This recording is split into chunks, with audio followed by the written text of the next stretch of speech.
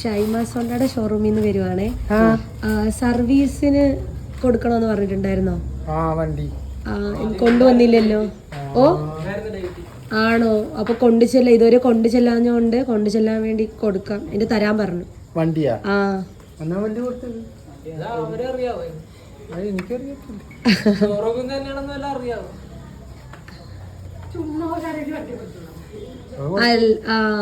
അല്ല അല്ല ഓൾറെഡി തന്നിട്ടില്ലായിരുന്നു. അപ്പൊ നമുക്ക് വേറെ ഉണ്ടായിരുന്നു സർവീസ്. അപ്പത്തേക്ക് ഇപ്പഴാ ടൈം ആയത്. 8-ാം തീയതി ആയിരുന്നു. അപ്പം അടച്ചിട്ടില്ല. വിളിച്ചിട്ടുണ്ടായിരുന്നു.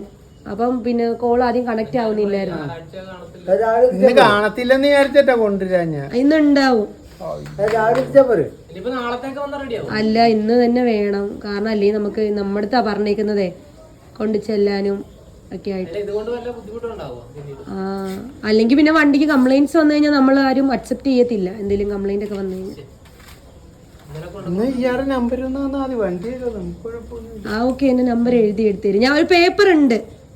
ഞാൻ അതും കൂടി ഞാൻ ഒരു സൈൻ ചെയ്ത് തന്നാ മതി. ഞാൻ എടുത്തിട്ട് വരാം. ഓക്കെ ആനിവേഴ്സറി ആണോ? അങ്ങോട്ട് കേറിക്ക്. ഇതാണ് പുതിയ തന്ത്രം. ഇത് തന്നെയാണ് കൊടുത്തത്.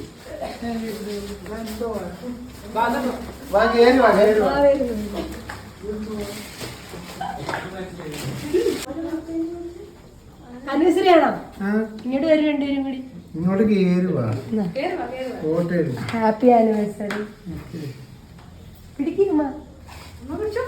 ആരെന്നു മനസ്സിലായോ? അല്ലെങ്കിൽ തരാനുണ്ടോ?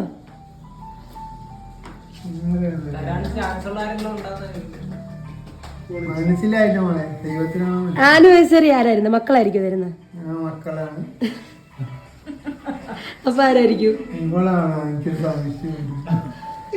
ഇത് രണ്ടെണ്ണമായി നിൽക്കുന്നത്. ഇതിൽ ആരാന്ന് എനിക്കറിയത്തില്ല.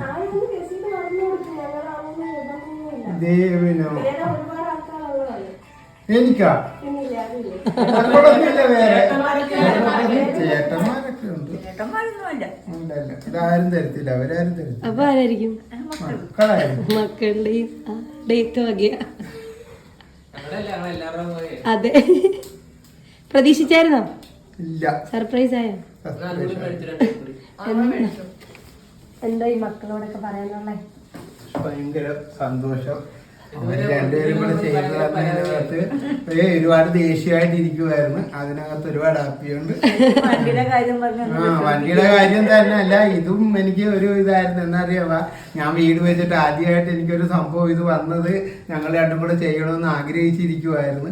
അത് മക്കളായിട്ടൊരു തടസ്സം വന്നപ്പോ എനിക്ക് ദേഷ്യം കൊണ്ട് സദ്യ മുതൽ വയ്യായിരുന്നു. ഭയങ്കര ദേഷ്യമായിരുന്നു. നേരത്തെ എന്നെ വിളിച്ചു പറഞ്ഞു. ഭയങ്കര ദേഷ്യമായിരുന്നു. ആണോ? എന്നോട് നേരത്തെ വിളിച്ചു പറഞ്ഞു. അപ്പം മഴ ആയതുകൊണ്ട് ഇച്ചിരി ലേറ്റ് ആയിരുന്നു. ഭയങ്കര ദേഷ്യമായിരുന്നു. രണ്ടുപേരെടുത്ത് ഒരുപാട് വഴക്കുമൊക്കെ കിട്ടി. ഞാൻ എനിക്ക് ഒരു ഇതായിപ്പോയി സംഭവം എന്ന് പറഞ്ഞാൽ. ഇത് എനിക്കൊന്ന് ആഘോഷിക്കണമെന്നൊരു ഒരു വലിയൊരു സന്തോഷമായിരുന്നു. ഹാപ്പിയായി.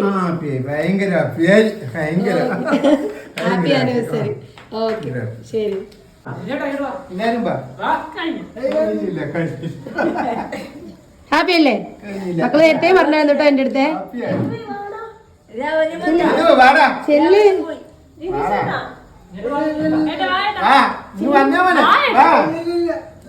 എല്ലാവരുടെ ഒരു ഫോട്ടോ എടുത്തേക്കാം.